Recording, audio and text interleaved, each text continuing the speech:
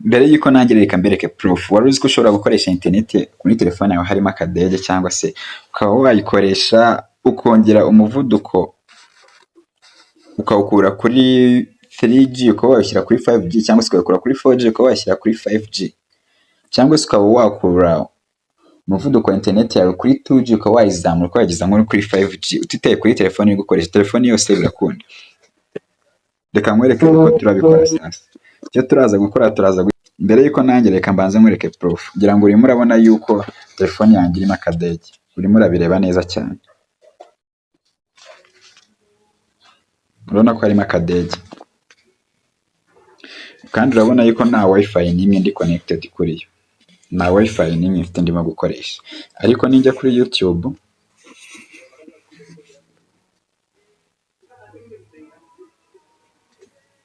rero nayo ifite muri account yawe ya TikTok, urabona ko ninjya kuri YouTube ibintu byose biri gukora neza nta kibazo.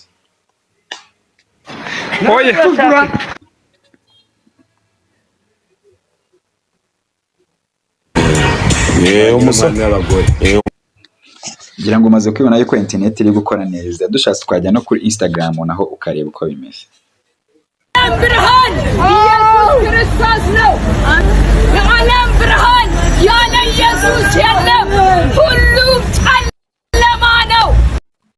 Ngira ngo urabona ko no kuri Instagram internet irimo iragenda neza, no kuri TikTok nakwereka ukareba. Iki ni ikimenyetso kikwereka yuko internet irimo kwihuta cyane kandi igakora harimo akadege, kandi nemerewe kuba nahamagarwa nahamagara nta kibazo kirimo. Ariko icyo nakoze ni ukuzamura internet. Ugiye gukoresha sajari, bivuze ngo nubwo ndi gukoresha iyi internet mega zanjye, nubwo arizo ndi gukoresha, ariko zirimo zirihuta kuri wa muvuduko wo hejuru cyane, kuko n'ubundi urabona ko hariho akadege. Reka rero dutangire mbereke uko ibi bintu bikorwa. Mbereke ni application ushobora gukoresha ikagukora ibi bintu internet ikihuta cyane kurusha uko yagendaga. Njya kuri Play Store, nitugera kuri Play Store turaza kwandikamo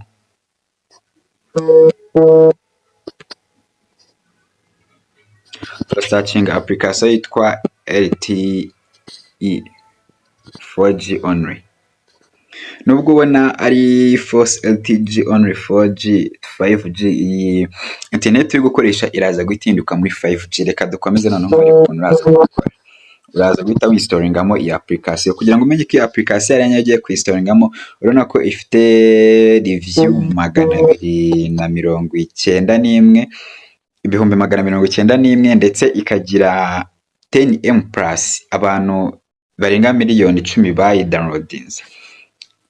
Ndetse nuyikandaho gutya ngira ngo uraza guhita uyibona amabara yayo, ku buryo utadownloadinga itari yo. Ushobora kudownloadinga itari yo ugasanga yishe telefone yawe, cyangwa se iteje ibindi bibazo kuri telefone yawe. Reka noneho tuyidownloading. Turategereza iminota mike cyane. Iyi application iraza gutuma internet yawe iva kuri, nimba ari kuri 3G irahita ijya kuri 4G, nimba ari kuri 4G iraza guhita ijya kuri 5G. Ingi bituma internet yawe yihuta cyane. Ntago bisaba ngo ahantu uri ngo babe baramaze kuinstallamo iminara ya 5G, ahubwo internet leta yihuta cyane igere kuri urwo rwego.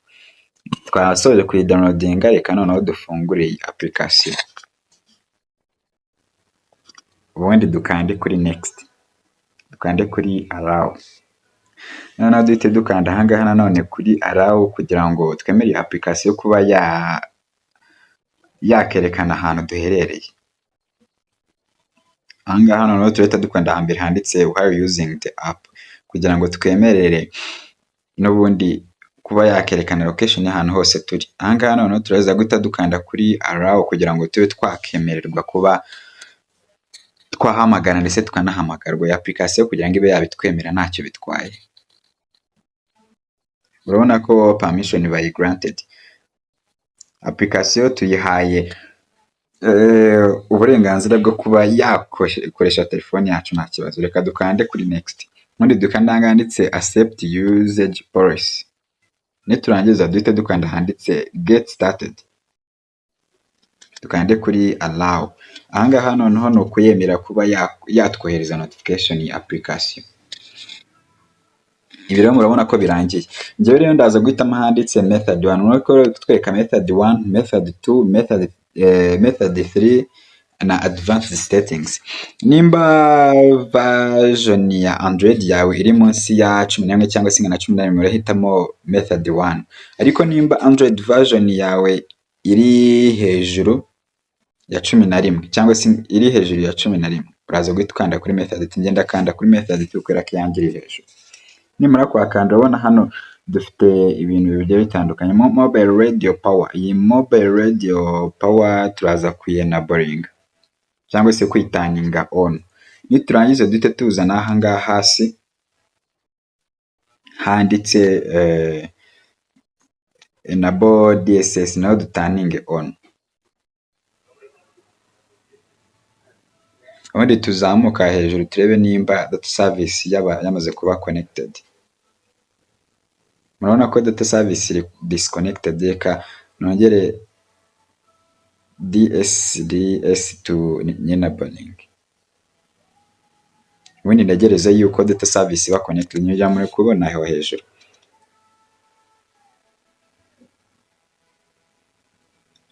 Ndagereje ko data service iba connected,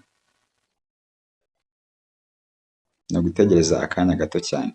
Okay, data services yamaze kuba connected, ngira ngo muri kubona ko ibintu byinshi bihise bihindukamo hano. Cyo turaza gukora sasa rero, turaza guhita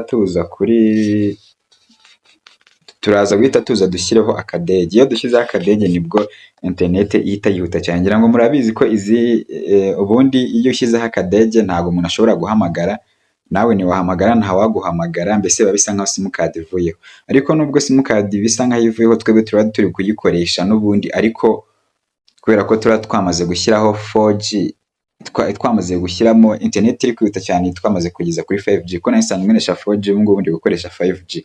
Urabona ntibanyereka yuko ndi gukoresha simukadi isanzwe, ariko simukadi isanzwe irimo irakora nta kibazo. Umuntu yahamagara nanjye nakitaba, umuntu akampamagara ntacyo byaba bitwaye.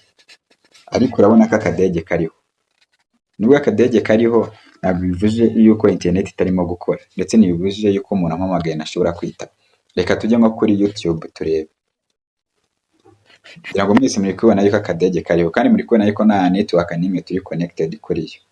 Kugira ngo murabibona byose. Keretse kugira ngo dukoreshe wifi iyo ari yo yose cyangwa se dukoreshe mega zacu, byasaba yuko dufata akadege tubanza tukagataninga off cyangwa se tugakuramo akadege. Reka tujye kuri YouTube. Reka ngire nk'ikintu playing turebe. Urabona ko bari kunyereka yuko nta connection mfite. Niba akomeza kunyereka ko nta connection mfite, ndaza kujya muri app yacu. Subira muri ya app.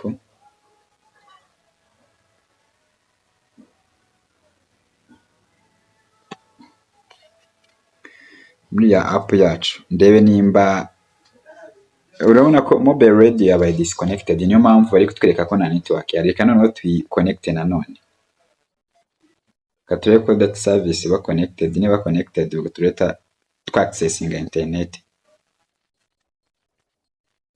Data service yamaze kuba connected. Reka dusubire kuri YouTube noneho. Reka nanone banze mbereka akadege, ngira ngo murabona yuko akadege n'ubundi kakiriho. Duhita tujya kuri YouTube.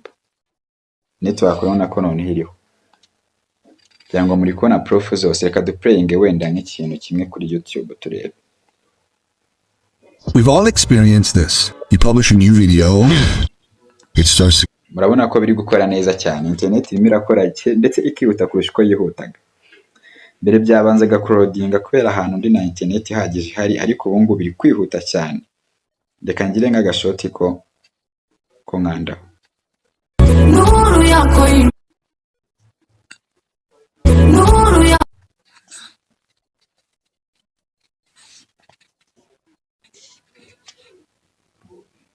Rero nayo ifite muri account yawe ya TikTok. Murabona ko internet iri gukora neza cyane, nta kibazo kirimo. Ndetse dushatse twajya no kuri Instagram tukareba. Ari Instagram irakora, ari TikTok irakora, ahantu hose biri gukora neza cyane.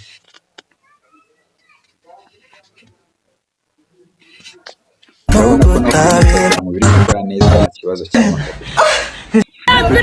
ushatse twajyaho tukareba kugira ngo mbereke yuko kuri social media zose n'ubundi